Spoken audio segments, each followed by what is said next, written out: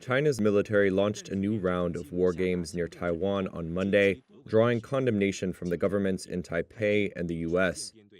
Chinese state media reported that China's Coast Guard circled Taiwan and staged rare operations of, quote, law enforcement patrols close to Taiwan's offshore islands.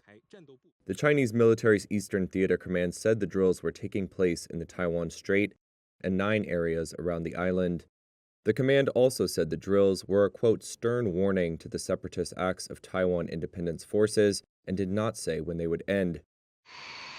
Taiwan's Defense Ministry and Coast Guard said Monday that both agencies had dispatched their own forces.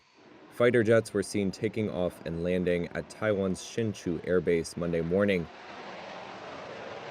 And Taiwan's Coast Guard released this video said to show one of its ships broadcasting a message asking a Chinese Coast Guard vessel to leave its waters. A Taiwan security source said there were no signs so far of any missile launches. Democratically governed Taiwan, which China views as its own territory, had been on alert for more war games since last week's National Day speech by President Lai Ching-te. Lai's address was condemned by Beijing after he said China had no right to represent Taiwan, even as he offered to cooperate with Beijing. China's Eastern Theater Command released this propaganda video Monday, which showed a cartoon caricature of Lai with pointed ears like a devil. Taiwanese officials said Lai's National Security Council convened on Monday to discuss the situation. The Council's Secretary General, Joseph Wu, said that Taiwan would not escalate the conflict. We also need to stay calm and confident to prevail in the struggle between democracy and authoritarianism. We will stay moderate and responsible and work hard to maintain the cross-strait status quo to help maintain peace and stability in the region. A senior Taiwan security official speaking to Reuters on condition of anonymity said they believe China was practicing blockading Taiwanese ports and international shipping lanes, as well as repelling the arrival of foreign forces. In Washington, officials from the administration of U.S. President Joe Biden said there was no justification for the drills and that they were continuing to monitor them. Displaced Palestinians woke up to their tents on fire in the early hours of Monday after an Israeli airstrike hit Al-Aqsa Hospital in central Gaza. Medics reported several people killed and dozens of others wounded. I swear there's no safety, whether it's a hospital, a school, or any place, this woman said. Nearly 5 days ago, they hit a school, and today they hit the tents. As you see, what can we do? Israel's military said it struck militants operating from a command center inside the compound. It accuses Hamas of using civilian facilities for military purposes, which Hamas denies. The strike came as Israeli forces widened their raid into northern Gaza. Residents said the military had isolated several areas in the far north of the enclave, including Jabalia, Gaza's largest historic refugee camp. As strikes continued, medics were seen rushing wounded Palestinians to Kamal Adwan Hospital in Jabalia on Sunday.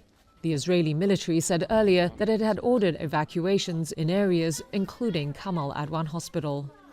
9 days into a major Israeli operation in northern Gaza, the Hamas-run Gaza government media office said Israeli strikes had killed around 300 Palestinians there. It said Israel's bombardment of civilian houses and displacement shelters was intended to force residents to leave Gaza once and for all, which Israel denies. Palestinian and United Nations officials say there are no safe areas in the enclave. They're also worried about severe shortages of food, fuel, and medical supplies in northern Gaza, saying there's a risk of famine there.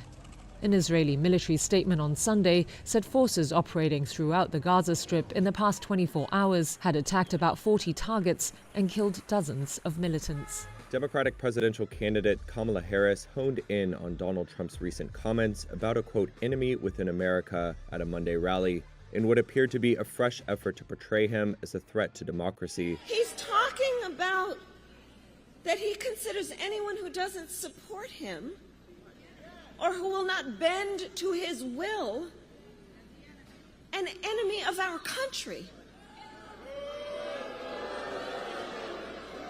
It's a serious issue.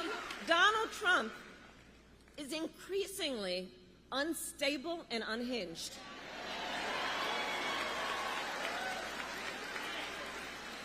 And he is out for power. That's what he's looking for. Harris was speaking in Pennsylvania Monday night, and so was Trump. It's a battleground state that will be pivotal to the outcome of the election, now just weeks away. Their rallies may offer a shot in the arm for Harris and Trump as polls show an incredibly tight race between the two candidates that is expected to come down to the results in 7 swing states. Trump, in recent rally speeches, has hinted about facing, quote, an enemy from within, more dangerous than a foreign adversary. And in an interview on Sunday with Fox News, when asked if he was expecting chaos on Election Day, Trump appeared to suggest the military could be deployed against citizens. We have some very bad people. We have some sick people, radical left lunatics. And I think they're and it should be very easily handled by, if necessary, by National Guard, or if really necessary, by the military, because they can't let that happen. In a rare move for her campaign, Harris played that clip at her Pennsylvania rally on Monday. The Trump campaign did not immediately return Reuters' request for comment. Harris also unveiled new policy proposals aimed at Black men on Monday, including forgivable small business loans and access to a new legal recreational marijuana industry. That comes amid concern by her campaign and Democrats, including former President Barack Obama, that her support from Black male voters is slipping. A September poll by the NAACP showed that over a quarter of young Black men say they would support Trump in the election race. By comparison, President Joe Biden got about 80% of the Black male vote in 2020. Harris may also work to shore up support with male voters more broadly by making an appearance on Joe Rogan's podcast. That's according to a Reuters report Monday night, citing 3 sources with knowledge of the matter. Rogan runs the most popular podcast in the United States and has a highly coveted and devoted following that leans young, male, and numbers in the tens of millions. On Monday, Trump had indicated he plans to go on Rogan's show before Election Day. On Tuesday, Harris is expected to be interviewed by Charlamagne tha God, a comedian and author whose nationally syndicated radio show is popular with Black millennials. Canada expelled 6 Indian diplomats on Monday and linked them to the murder of a Sikh separatist leader on Canadian soil. India, in turn, ordered the expulsion of 6 Canadian diplomats. Both sides' top diplomats are among those being kicked out. It's a major rupture of diplomatic relations between the two countries at a time when Canada and the US are seeking closer ties with India as a counterweight to China. At a Monday news conference, Canadian Prime Minister Justin Trudeau said the Royal Canadian Mounted Police were alleging a broader effort to target Indian dissidents in Canada. They have clear and compelling evidence that agents of the Government of India have engaged in and continue to engage in activities that pose a significant threat to public safety. This includes clandestine information gathering techniques, coercive behavior targeting South Asian Canadians, and involvement in over a dozen threatening and violent acts, including murder.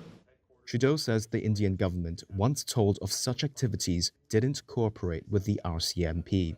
Canada's Foreign Minister Melanie Joly said they asked India to remove diplomatic immunity of the diplomats so Canadian authorities could question them. We're not seeking diplomatic confrontation with India, but we will not sit quietly as agents of any country are linked to efforts to threaten, harass, or even kill Canadians. India rejected Trudeau's comments. It also said it had actually chosen to withdraw its top envoy from Canada, disputing Canada's account, and that it was expelling the Canadian diplomats because it was not confident their safety could be guaranteed. Last year, Trudeau said Canada was pursuing allegations that Indian Prime Minister Narendra Modi's government was behind the fatal shooting of Hardeep Singh Nijjar near Vancouver in 2023. Nijjar was a Canadian Sikh separatist who supported creating a new separate Sikh state in northern India called Khalistan. 2 months later, the US Justice Department charged an Indian national with trying to arrange the murder of another prominent Sikh separatist in New York, at the behest of an unnamed Indian intelligence official. India has denied involvement in both incidents. Since then, Reuters has reported that the FBI and the Canadian Royal Mounted Police privately warned at least 7 Sikh activists in the United States and Canada that their lives could be in grave danger. The crippling strike at Boeing, now in its 5th week, has prompted an intervention by U.S. Acting Labor Secretary Julie Su. That's according to a source familiar with the matter, who said on Monday that the Biden cabinet member has flown to Seattle in an effort to nudge Boeing executives and the union representing roughly 33,000 striking machinists back to the bargaining table. The Labor Department confirmed her visit. Her intervention comes after the plane maker late Friday made the surprise announcement that it was cutting 17,000 jobs and taking $5 billion in charges. It also made significant production changes, most notably delaying the delivery of its 777X jetliner by 1 year to 2026. The plane, which has undergone certification and testing delays, will now enter service a total of 6 years late. That provoked the ire of at least one major airline executive. Emirates Airline President Tim Clark, who placed an initial order of 150 of the 777X planes, issued a rare written statement regarding the delay.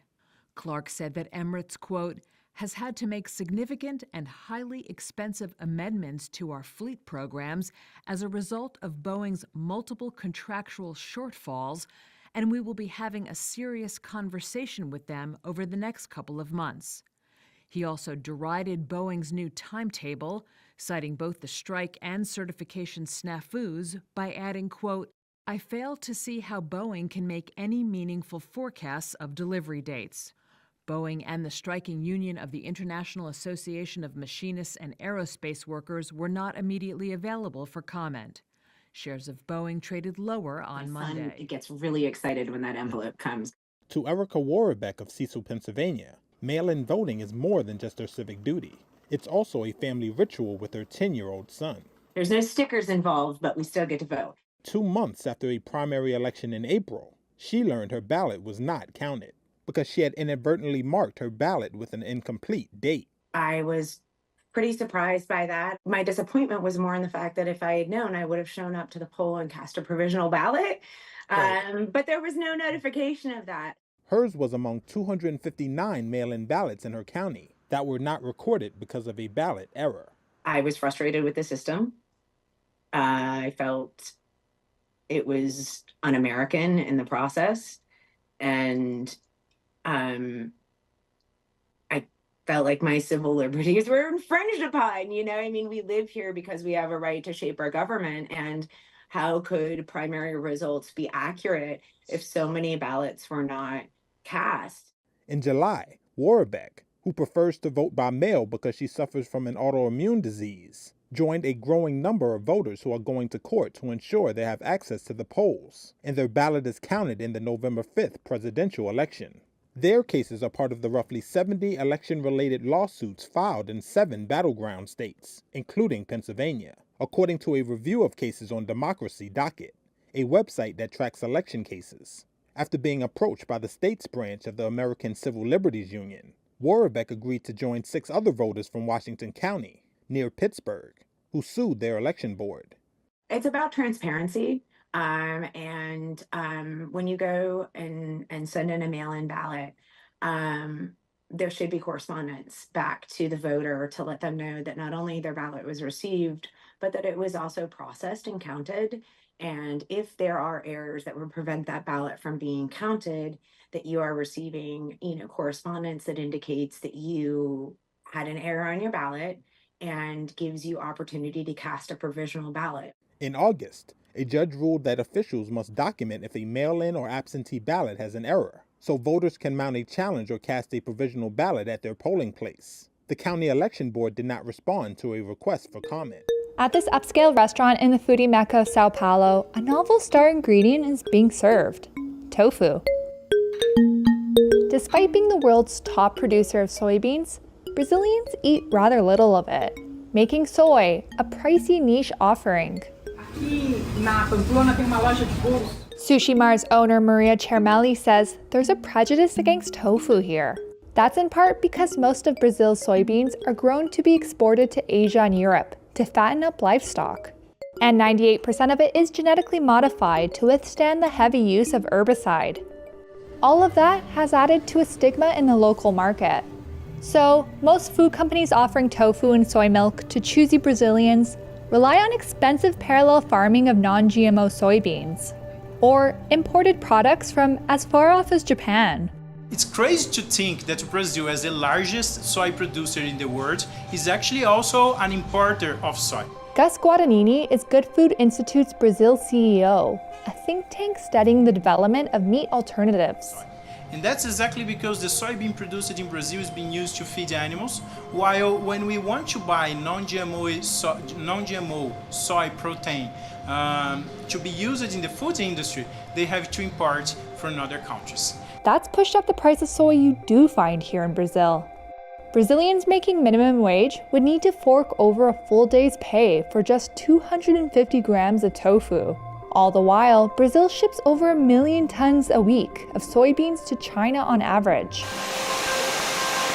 Brazil is forecast to produce a record 170 million metric tons of soybeans in its next harvest, more than the United States. Agriculture consultancy Agromeris found Brazil was the only major market for foods made with soybeans in decline.